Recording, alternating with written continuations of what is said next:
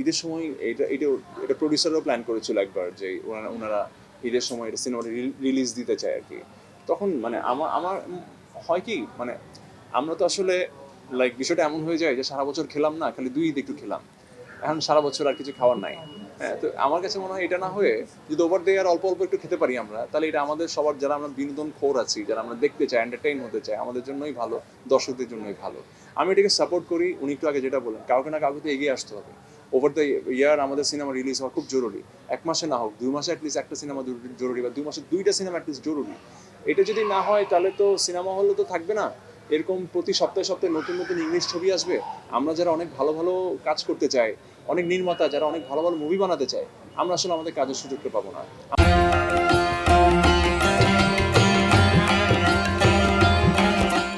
আমরা যত বলি না কেন বিদেশি সিনেমা আমরা দেখতে চাই না বা আনতে চাই না, বিদেশি সিনেমা না আসলে তো হল মালিকরা চলবে কীভাবে, বা এত বড় বড় সিনেপ্লেক্স ওনারা চলবে কীভাবে?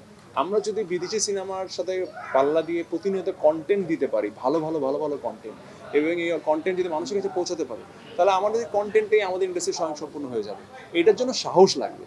আমি বলছি না যেটা রাতারাতি পসিবল, বাট এটা কাউকে না কাউকে তো শুরু করতে হবে। এটা একটা রেগুলারিটির মধ্যে আসলে তো জিনিসটা দেখা যাবে কি আস্তে আস্তে আস্তে আস্তে তখন আমরা ঈদের উপর আর ডিপেন্ড করবো না।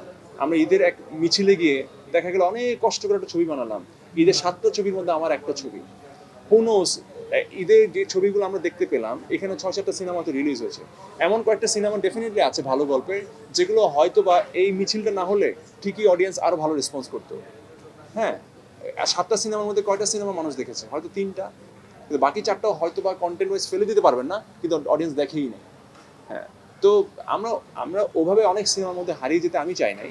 আমি চেয়েছিলাম অল্প দর্শক দেখুক, মনোযোগ দিয়ে আমার ছবিটাই দেখুক। হ্যাঁ, মানে অনেক ছবির ভিড়ে হারিয়ে যাওয়ার আসলে কোনো মানে নাই। অবশ্যই এবার আলাদা অবশ্যই করতে পারছি, এই কারণেই পারছি কারণ হচ্ছে আলী আসলে অ্যাজ ইউজুয়াল ক্যারেক্টার না, বা কেউ এই ধরনের ক্যারেক্টার করার রিস্ক নর্মালি সচরাচর নিবেও না।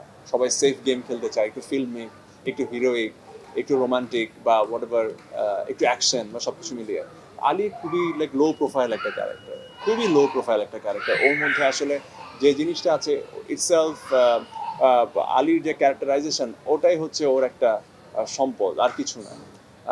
সো এই ধরনের ক্যারেক্টারগুলো করতে চাওয়া সিনেমার মধ্যে বা বড় পর্দায়, এটাও একটা রিস্কি ডিসিশন। বাট আমার কাছে মনে হচ্ছে যে আমি এক্সপেরিমেন্টটা করতে চাই, বিয়ন্ড মাই লিমিট আমি কিছু করে দেখাতে চাই। আর মানুষ সেই জায়গায় যখন কমপ্লিমেন্ট করছে স্পেশালি আলীকে নিয়ে, এটা আমার জন্য অনেক প্রাউডের একটা বিষয়।